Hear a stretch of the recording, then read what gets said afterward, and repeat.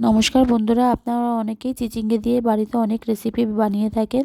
তো আজকে আমি যেই রেসিপিটা শেয়ার করব সেটা খুব তাড়াতাড়ি হয়ে যায় এবং গরম ভাতের সাথে খেতেও খুব ভালো লাগে। তো আমি প্রথমে চিচিঙ্গেটাকে ভালো করে ধুয়ে লম্বা লম্বা করে কেটে নিয়েছি। তার সাথে একটা পেঁয়াজকেও আমি কুচি কুচি করে কেটে নিয়েছি।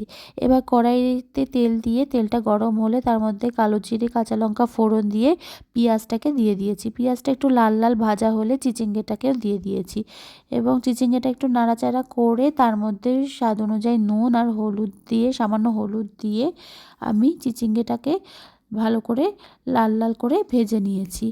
এবার ভাজার পরে আমি নামাবার আগে সামান্য একটু চিনি দিয়ে দিয়েছি। এই রেসিপিটা আপনারা একবার বাড়িতে বানিয়ে খাবেন। গরমকালে ভাত ডাল আর এই চিচিঙ্গে চচ্চড়িটা দিয়ে খেতে খুব ভালো লাগে। ধন্যবাদ।